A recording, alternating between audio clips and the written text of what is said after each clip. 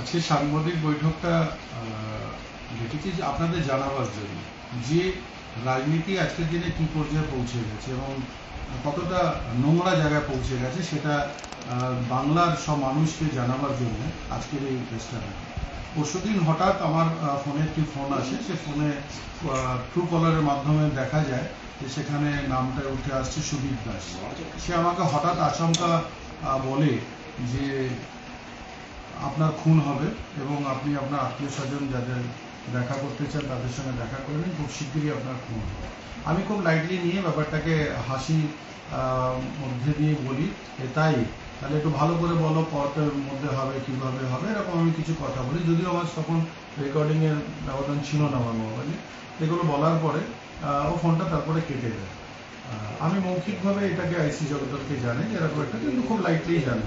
কিন্তু পরবর্তী দেখা যায় কালকে আবার 12টা 24 মিনিটে সেই একই ফোন থেকে আমার কাছে ফোন আসে এবং ফোন আসার পরে বিস্তারিতভাবে সে বলে যে আমার খুন হবে এবং ইন্দিরা গান্ধীর খুন হয়েছিল সিকিউরিটি থাকা সত্ত্বেও, বাংলাদেশের এমপি এসেছে তার খুন হয়েছে, আমি কোন ক্ষেতের মূলো সেটাও বলে। আমি ওকে বলি যে আমি অনেক ক্ষেতের মূলো, ঠিক আছে, আর আমি কোনো গাজর মূলো নয় যে তুমি আসলে এবং আমাকে কেটে দেবে, ঠিক আছে। তারপরে সে বলে যে অনেক বেশি বাড়াবাড়ি করছিস, তোর শেষ এসে গেছে, খুব শিগগিরই তোকে খুন করা হবে, এসব নানান কথা বলে। তার মধ্যে আমি বলি তোকে টাকা কে দিয়েছে, কে দিয়েছে আমাকে খুন করার টাকা, এবং আমি কয়েকটি নামও তাকে বলি এবং সে সেটাকে কিছু বলে না এবং তারপরে বলে বেশি বাড়াবাড়ি করিস না, তোকে শেষ পর্যন্ত বলে দিলাম তোর খুন হবে, বলে সে ফোনটা কেটে দেয়।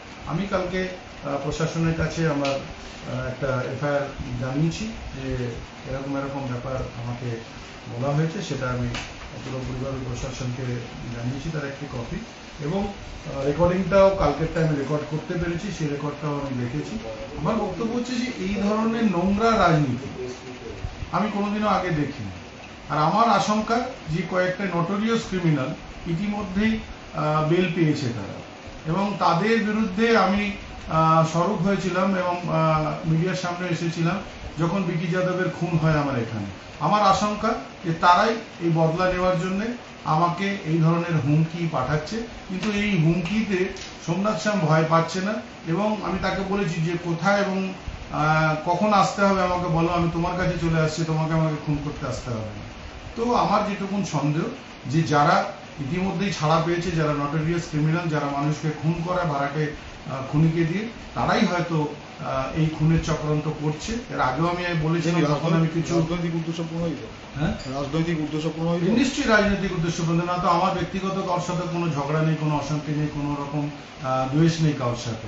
এটা নিশ্চয়ই রাজনৈতিক, যারা মনে করছে আমি পথের কাঁটা হয়ে দাঁড়িয়েছি তারাই হয়তো আমাকে সরাবার একটা চেষ্টা করছে। কিন্তু প্রশাসনের উপরে আমার পুরো আস্থা এবং বিশ্বাস আছে, আমি সেটা প্রশাসনকে জানিয়েছি।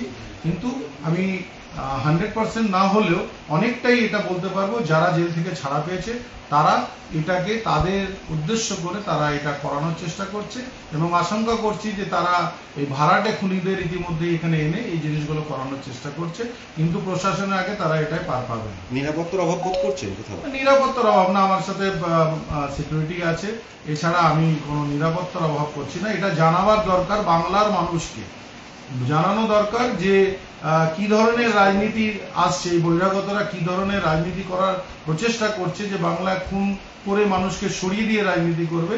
এই রাজনীতির পরিবেশ বাংলায় ছিল না, এই বাংলায় কোনোদিনও ছিল না। সেই পরিবেশটাকে শেষ করে আবার নতুন পরিবেশ আনতে হবে, যেখানে সবাই সবার রাজনৈতিক প্ল্যাটফর্ম থেকে তার রাজনৈতিক উদ্দেশ্য এবং কথা বলতে পারবে। বলছি যে পুলিশ কিছু করতে পারছে না? আমরা জানিয়েছি পুলিশকে, পুলিশ নিশ্চয়ই সেটা ডিটেক্ট করার জন্য তার কিছু আইনি ব্যবস্থা নিতে হয়। এটা বলার পরে তাদের কোর্ট থেকে একটি পারমিশন নিতে হয় এইটা এনকোয়ারির জন্য, সেটা নেওয়ার পরেই তারা ফার্দার এগোতে পারবে। আমার পুরো বিশ্বাস আছে যে খুব শিগগিরই এই যে হুমকি দেওয়ার যে মানুষ সে ধরা পড়বে, এবং এর পিছনে কারা আছে সেটাও ধরা পড়বে। যদিও আমি প্রকাশ্যেই বললাম আপনাদের যে যারা জেল থেকে ছাড়া পেয়েছে ইতিমধ্যে, যারা খুনে অভিযুক্ত, যারা ভাড়াটে খুনি দিয়ে খুন করে, তারাই এই হুমকিতে জড়িত আছে, সেটা বাকিটা পুলিশ খুঁজে নিশ্চয়ই বার করব। এরা সন্দেহ কেন করছেন? রাজনীতি বলছি, জানতে পেরেছেন কিছু যে কেউ বিধানসভার ফোনটা স্পিকারকে পাঠিয়েছে? কি জানাবেন? বিধানসভার স্পিকারকে জানাবেন বিষয়টা? আপনি একজন বিধায়ক তো। আমি নিশ্চয়ই জানাবো। আমি প্রথম পদক্ষেপ হচ্ছে আমার প্রশাসনকে জানানো। আমি সেটাকে লিখিত আকারে জানিয়েছি। এর পরেরটা আমি স্পিকারকেও জানাবো, আমার দলকেও জানাবো, সবাইকে আমার জানানোর কর্তব্য যেখানে যেখানে আমি জানাবো। আমি নিরাপত্তার জন্য নয়, এই যে নোংরা পরিবেশ এবং রাজনীতি যেটা বাংলার বুকে শুরু হয়েছে, এটার প্রতিবাদে আমি নেমেছি এবং এটাকে আমি সামনে এনেই ছাড়বো। এর আগে কোনো রাজনৈতিক দলের আশ্রিত বলে দুষ্কৃতি বলে মনে হয়? নিশ্চয়ই মনে হচ্ছে। এর আগে যে বিকি যাদবের খুন হলো, অনেকেরই খুন হলো, আপনারা দেখলেন তারা কে বা কারা এবং কোন দলের আশ্রয় ছিল। এটাও হতে পারে যে সেই ধরনের মানুষরাই এগুলো করছে, কারণ তারাই এটা অভ্যস্ত, এই ধরনের খুন করানো, এই ধরনের মানুষকে হুমকি দেওয়ানো তারা অভ্যস্ত। তো সেটাই আমি আগামী দিন দেখতে চাই যে কারা বা কে করছে। আমি এটাকে নিশ্চয়ই খুঁজে বার করব, আর প্রশাসনের মাধ্যম দিয়ে খুঁজে বার করে এর শেষ দেখেই ছাড়বো। ফোন নম্বরটা প্রাথমিকভাবে দিয়েছেন কাকে পুলিশকে? সন্দেহ করছেন দাদা? ফোন নম্বরটা ফোন পুলিশকে নম্বরটা দিয়েছি, পুলিশকে দিয়েছি, সবটাই আমার স্ক্রিনশটে দেখুন। আগের দিন এসেছিল 11:47, 11:52, আমি ধরতে পারিনি, মিস কল হয়েছে। তারপরে 12:03 1:29 আমার সঙ্গে কথা হয়। তারপরে হচ্ছে কালকে আপনাকে আমি দেখাতে পারি, কালকে সুদীপ দাস যে ফোনটা আসে 12:14-তে, 12:24 নয়, 12:14-তে ফোনটা আসে আমার কাছে। এই ফোনটাতে না, সরি, এটা 12:14 নয়, এটা হচ্ছে রেকর্ডিং।